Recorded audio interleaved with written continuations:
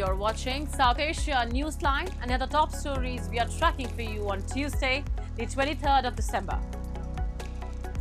US welcomes India's Shanti Bill, signals deeper energy partnership. India commits $450 million cyclone relief package to Sri Lanka. And protests erupt in New Delhi over Hindu man's lynching in Bangladesh.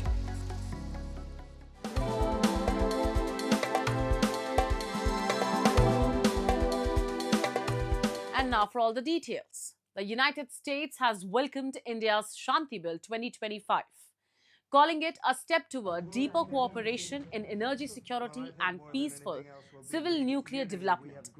In a post on X, the US Embassy in India said it looks forward to joint innovation and R&D in the energy sector. The Shanti Bill, Sustainable Harnessing and Advancement of Nuclear Energy for Transforming India, was passed during Parliament's winter session and received presidential assent on 20th of December, formally becoming law. The legislation modernizes India's nuclear framework by allowing limited private sector participation under strict regulatory oversight, while granting statutory status to the Atomic Energy Regulatory Board. It aligns with India's clean energy transition and its long-term goal of achieving 100 gigawatts of nuclear capacity by 2047. While private firms can operate plants, generate power and manufacture equipment, sensitive fuel cycle activities such as enrichment, spent fuel reprocessing and high-level waste management will remain under government control. The bill also introduces a graded liability regime, stronger safety, licensing norms and new mechanisms for dispute resolution and nuclear damage claims.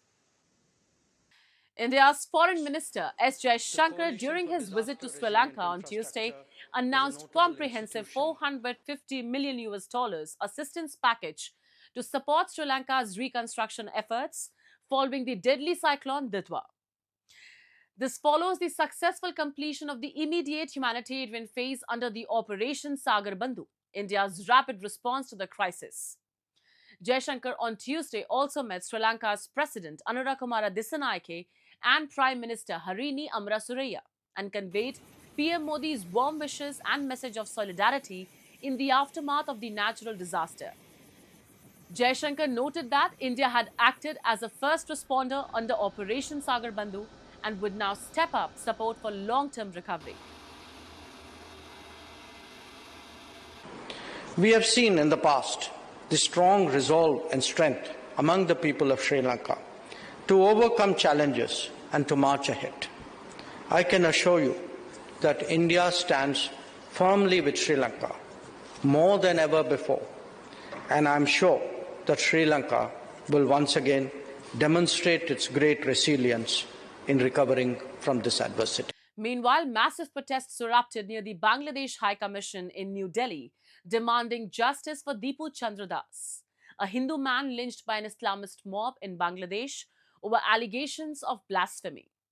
The killing has raised concerns over targeted killings of minorities amid unrest in Bangladesh. Your report. Massive protests erupted near the Bangladesh High Commission in New Delhi on Tuesday. Several demonstrators were seen holding banners and placards as they raised slogans against the brutal killing of a Hindu man named Dipu Chandra Das by an Islamist mob in Bangladesh last week over blasphemy allegations. Similar demonstrations were also held in West Bengal's Siliguri, which denounced alleged atrocities against Hindus and other religious minorities in Bangladesh. As protesters clashed with police in Delhi, reports suggest Bangladesh also summoned the Indian envoy over security concerns for missions. जिस तरीके से बांग्लादेश में लगातार हिंदुओं को target किया जा रहा है, चुन-चुनकर उनको मारा जा रहा है, आखिर कब तक बांग्लादेश के अंदर हिंदुओं पे जुल्म होता रहेगा? वहां की सरकार क्या कर रही है? वहां पर अगर उसने गलती करी थी हमारे भाई ने तो उसको सजा देते, क्या मतलब बनता है चौराहे पे खड़े होकर जला दो? कोई कानून नहीं है कि बांग्लादेश में अगर हम हिंदुस्तानियों ने बांग्लादेशियों को हिंदुस्तान में ढूंढ कर भगाना चालू कर तो फिर क्या होगा? फिर वहां की सरकार रोना चालू कर देगी। हिंदुस्तान में रहकर जो बांग्लादेश से प्यार करते हैं उनको भी कहना चाहता हूं, अब समय आ चुका है, जो भी हिंदुस्तान में बांग्लादेशी रहता है उसको बाहर निकालो और बांग्लादेशी घुसपैठियों भारत छोड़ो, भारत छोड़ो। Protesters clashed with police and broke barricades, as they demanded accountability from Bangladeshi authorities, with some calling for justice and protection of minorities. Security agencies had already been on alert in anticipation of the protest and put in place tight security arrangements outside the High Commission in New Delhi to prevent any untoward incident. Bangladesh की जो यूनूस सरकार है उसको अपने राजधर्म का निर्वाह करना चाहिए। वहां का जो अल्पसंख्यक हिंदू है उसको पूर्ण संरक्षण प्रदान करना चाहिए। जिन लोगों ने वहां इस प्रकार से इस्लामी उग्रवाद चला रखा है और हिंदुओं को उसके कारण से वहां बलिदान हो रहे हैं, उन हिंदुओं को मुआवजा देना चाहिए। और अगर बांग्लादेश की यूनूस सरकार ये करने में विफल रहती है तो या तो ये सरकार जाएगी, नहीं तो बांग्लादेश के दो टुकड़े होंगे। ये बांग्लादेश की नियति तय है। Meanwhile, in an email interview with ANI, Bangladesh's ousted Prime Minister, Sheikh Hasina, has slammed the interim government for its failure to maintain peace in Bangladesh. Violence has become the norm in Bangladesh, and the interim government headed by Muhammad Yunus is either in denial or powerless to stop it, Hasina said. The death of Sharif Osman Hadi, a political activist who played a key role in the July movement, has triggered a fresh wave of violence in Bangladesh. Pakistan Army Chief Field Marshal Asim Munir has once again made unsubstantiated claims about the recent India-Pakistan military confrontation following Operation Sindoor. Speaking in Libya, Munir claimed that Pakistan's Air Force, powered by 90% indigenous technology, neutralized India's Rafale fighter jets and S-400 air defense systems. The assertions have been widely dismissed by India, which claims Pakistan relied heavily on Chinese PL-15 missiles and Turkish-origin drones, most of which were intercepted by India's multi-layered air defense network. Operation Sindoor was launched on May 7th after the Pahalgam terror attack, with India carrying out precision strikes on terror camps in Pakistan and Pakistan-occupied Jammu and Kashmir. The exchanges ended on May 10th after Pakistan sought a ceasefire. Munir has previously drawn ridicule by attributing Pakistan's actions to divine intervention. Meanwhile, in Libya, Pakistan has reportedly signed a defense deal worth over $400 billion with the Libyan National Army despite a UN arms embargo on the country. Moving on, load shedding has emerged as a serious concern for people across Pakistan-occupied Jammu and Kashmir. Citizens blame the Pakistani government for the worsening power crisis. We have a report. Despite the presence of multiple hydropower projects in the region, Pakistan-occupied Jammu and Kashmir is facing frequent and prolonged power outages. The power crisis has disrupted daily life, affecting businesses, education, and healthcare services. और लोग भी जो ताजर हैं, जो student हैं, जो बीमार हैं, जो हर तरह के लोग, इनको भी परेशानी न होता है कि देखें जो अगर लोड शेडिंग होगी तो कारोबार कैसे होंगे, स्टूडेंट कैसे पढ़ेगा और जो बीमार हैं वो बेचारे कैसे गुजर बसर करेंगे, ये मुश्किल काम है ये. Residents also complained that in some areas electricity is restored only for short durations before outages resume, while certain localities face power cuts lasting up to 2 days.